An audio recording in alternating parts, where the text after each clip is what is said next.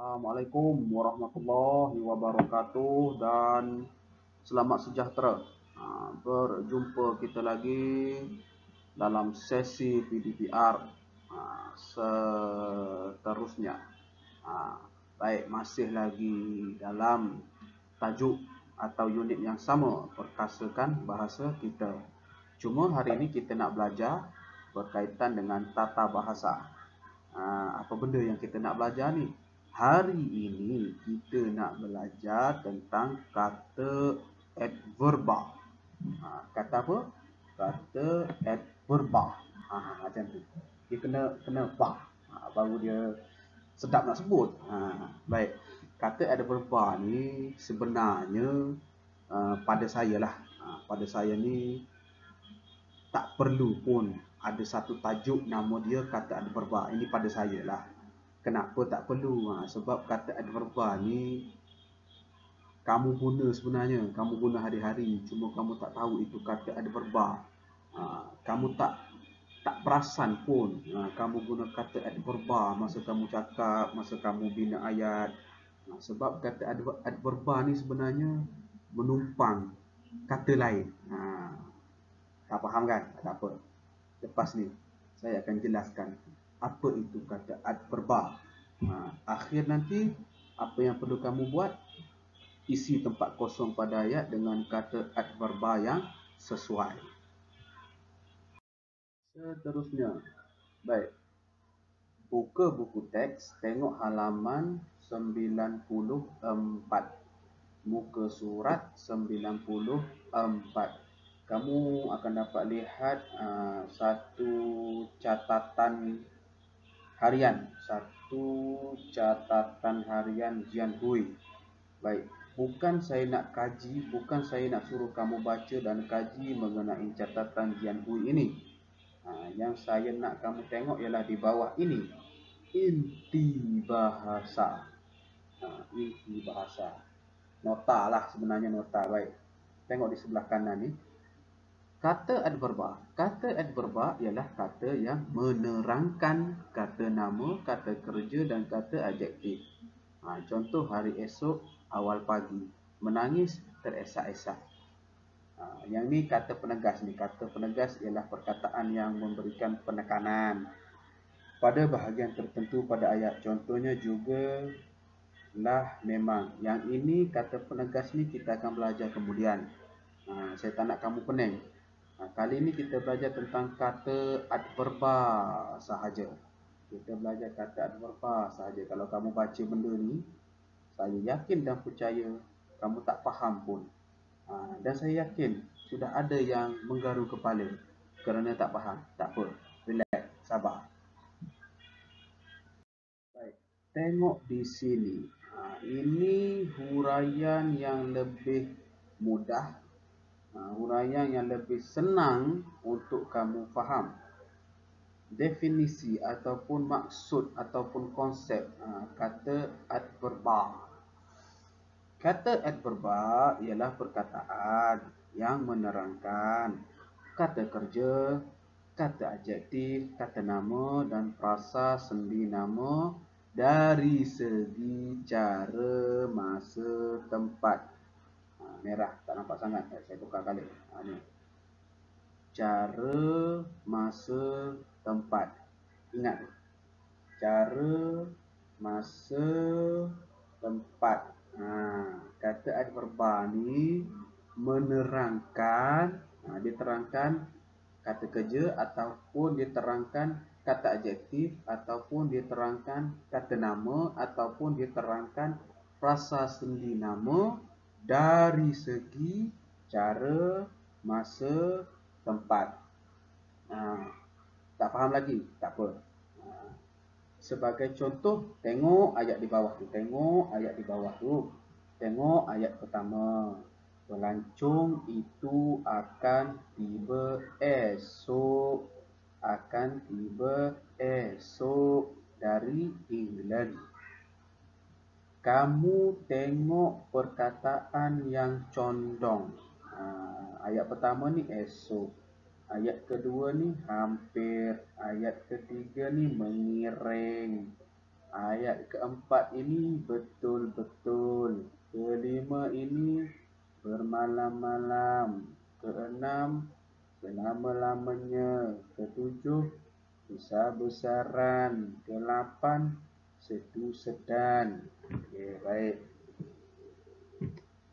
Ingat balik apa yang saya cakap tadi, kata adverba ni dia terangkan tentang cara, dia terangkan tentang masa, dia terangkan tentang tempat.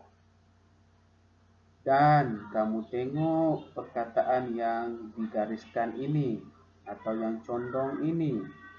Baik, ayat pertama, tengok pelancong itu akan tiba esok.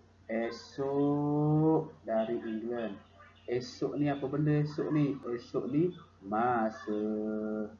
Pelancong itu akan tiba. Pelancong tu nak sampai ni, nak sampai. Bila dia nak sampai? Esok. Dia nak sampai ni. Esok. Esok itu dia terangkan tiba tadi. Esok dalam ayat pertama ni dia terangkan tiba tadi. Pelancong itu akan tiba, pelancong itu akan sampai. Nak sampai bila ni? Esok. Esok ini dia terangkan mengenai masa. Esok. Masa. Tak faham lagi? Tengok ayat kedua. Dia hampir terjatuh ketika menyidai pakaian. Dia hampir terjatuh. Bukan jatuh lagi ya. Dia tak jatuh. Dia nak jatuh. Dia nak jatuh ketika menyidai pakaian. Hampir. Dia hampir terjatuh ketika menyidai pakaian. Hampir di sini sebenarnya dia nak terangkan kata kerja terjatuh ni. Dia nak terangkan kata kerja terjatuh itu. Hampir di sini, hampir dalam ayat ini sebenarnya dia nak terangkan cara. Cara. Dia hampir terjatuh, nak jatuh. Baru nak jatuh ni, tak jatuh lagi. Mungkin dia terpijak kucing ke kan. Dia terpijak anai-anai melampau. Terpijak kulit pisang ke, dia nak jatuh masa sidai pakaian tu. Dia tak jatuh. Hampir terjatuh. Ni menerangkan cara. Tak faham lagi? Tengok ayat ketiga. Ketam, tahu ketam? Ketam. Ketam. Ketam tak tahu ketam? Ketam ialah haiwan. Haiwan. Ketam tu haiwan Ketam ialah haiwan yang berjalan mengiring. Mengiring. Mengiring ni sebenarnya dia nak terangkan tentang berjalan ni. Ketam tu berjalan. Berjalan macam mana? Berjalan mengiring. Berjalan mengiring. Dia berjalan ke tepi. Dia mengiring, tahu mengiring. Ketam tahu ketam. Saya haraplah semua kenal ketam, pernah tengok ketam berjalan. Kalau tak susah. Kalau tak pernah tengok ketam, macam mana ketam jalan, tengok YouTube. Type lah, bagaimanakah cara ketam berjalan. Ada satu ketam je yang berjalan guna dua kaki. Dua ke? Sebenarnya cerita ada satu ketam je. Satu ketam yang berjalan pelik sikit. Mr. Crab dalam SpongeBob. Tahu Mr. Crab? Google lah Mr. Crab dalam cerita SpongeBob. Itu bukan berjalan dia pelik. Berjalan macam orang. Siap boleh bercakap lagi. Mr. Crab tu. Tak apalah, itu tak penting. Yang ni. Mengiring ni sebenarnya dia terangkan cara berjalan. Mengiring ni juga dia terangkan cara berjalan. Tak faham lagi? Tengok ayat ke-4. Dia betul-betul gembira dengan kepulangan anaknya itu. Kenalah dengan musim Covid ni. Kan? Orang tua, orang tua dekat kampung, anaknya lama tak balik. Cucunya lama tak balik. Jadi bila balik tu, happy lah, gembira lah. Dia betul-betul gembira. Betul-betul ni di sini dia nak terangkan, dia nak tekankan kata sifat gembira ini. Maksudnya dia gembira betul tau. Gembira sangat-sangat gembira. Pun sebenarnya betul-betul ini diterangkan cara gembira. Keadaan gembira macam mana, happy betul-betul lah, betul-betul gembira. Saya harap kamu dah faham lah. Kalau saya nak terangkan sampai ayat ke-8 ni, banyak episod kata adverba ni. Baik. Contoh menerangkan masa. Tengok yang menerangkan masa yang ke-6. Pahlawan itu akan dikenang selama-lamanya. Pahlawan, pejuang lah. Pahlawan itu akan dikenang selama-lamanya. Selama-lamanya diterangkan masa. Dikenang selama-lamanya. Sampai bila-bila akan dikenang. Jadi kalau kamu ingat balik, sebab itulah saya kata adverba ni sebenarnya tak perlu pun dijadikan satu tajuk dalam bahasa Melayu. Sebab perkataan itu kamu selalu guna dalam penulisan, selalu guna masa cakap, cuma kamu tak tahu itu kata adverba. Kenapa? Sebab kata adverba tu sebenarnya macam ibaratnya menumpang kata lain. Esok, hampir, apa lagi? Mengiring ni kata kerja. Betul-betul ni kata apa? Bermalam-malam, selama-lamanya, besar-besaran ni kata sifat, sedih-sedih ni kata kerja. Dia sebenarnya macam menumpang perkataan lain sebenarnya. Memang kata adverba ni kalau nak faham, betul-betul faham, agak sukar. Tapi cukup sekadar kamu boleh bina ayat dengan baik, memadai. Dapat bina ayat dengan betul, dengan baik, sudah cukup. Yang penting ayat yang kamu bina tak salah, apa yang kamu cakap tu tak salah. Sudah memadai untuk aras sekolah rendah. Saya harap kamu fahamlah apa yang diterangkan ini. Tak faham, ulang balik video ni. Ulang balik. Baik. Tugasan kamu kali ini, salin semula semua soalan-soalan berikut dan isi tempat kosong dengan kata adverba yang sesuai. Macam yang saya bagi tahu tadi, katakanlah kamu dah ulang-ulang, kamu dah baca-baca, tak faham juga, macam mana nak tahu kata adverba ni, macam mana nak cam kata adverba ni. Tak apa. Yang penting, ayat yang kamu buat, soalan yang kamu nak jawab, kamu boleh jawab. Ayat yang kamu nak bina, kamu boleh bina. Sudah memadai. Dulu kata adverba ni tak ada pun dalam bahasa Melayu. Tak ada pun.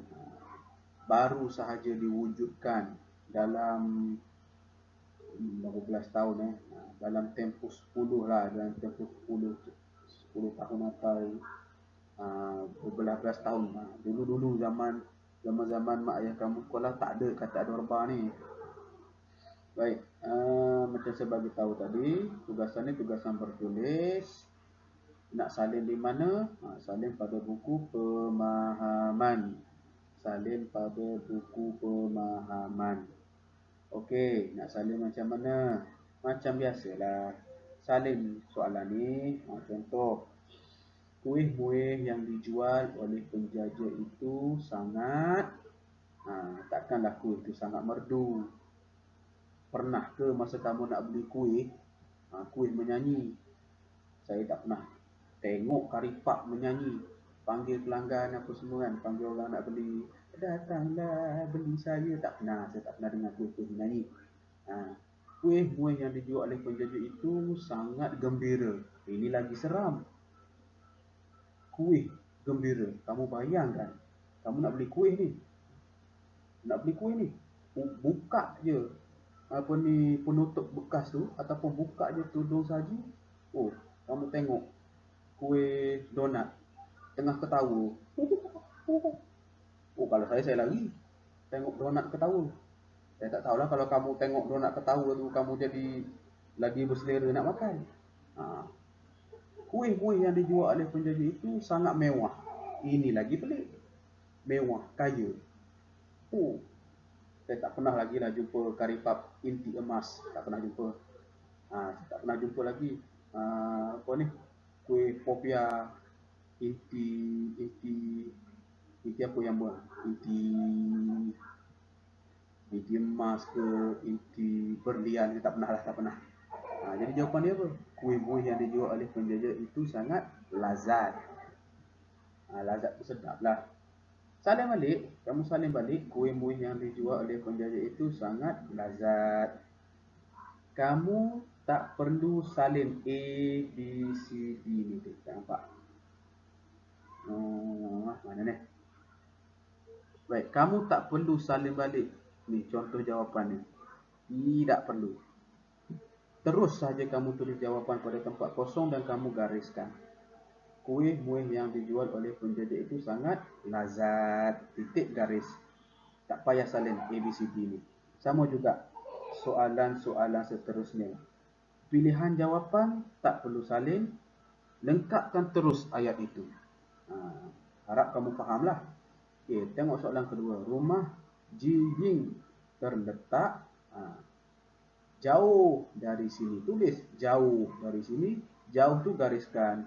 Pilihan jawapan ini tidak perlu salin. Sampailah soalan-soalan seterusnya. Saya harap kamu fahamlah. Baik, ini sambungan daripada soalan tadi.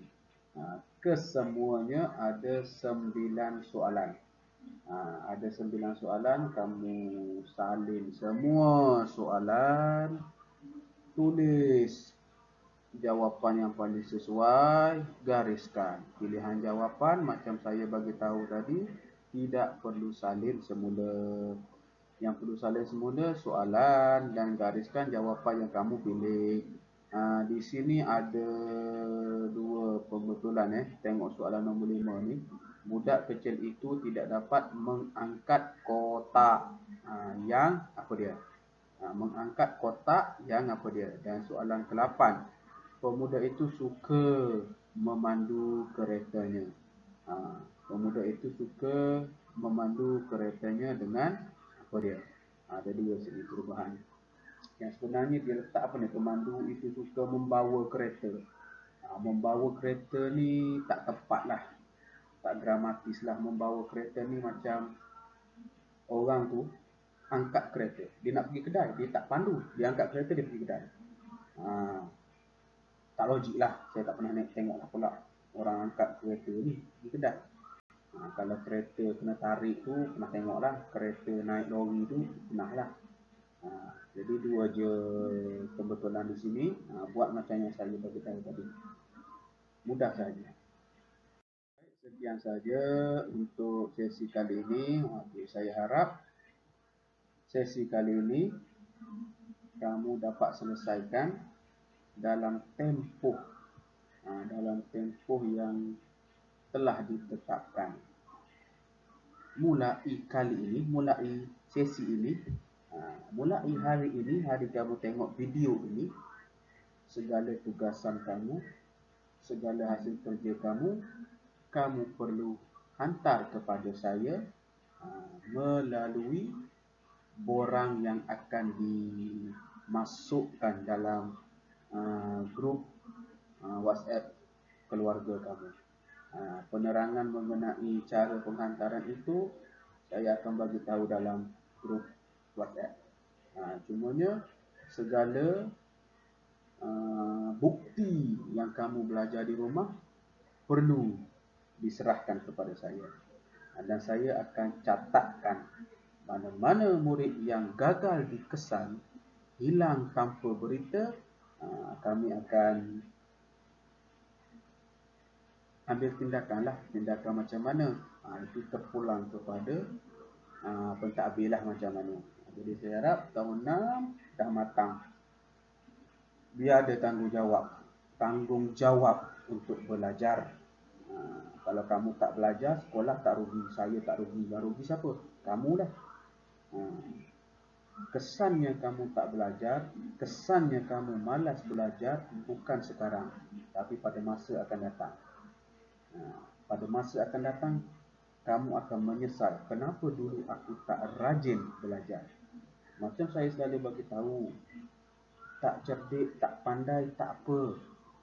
Yang penting kamu tu jadi manusia. Tanggungjawab itu perlu ada dalam diri manusia. Tanggungjawab.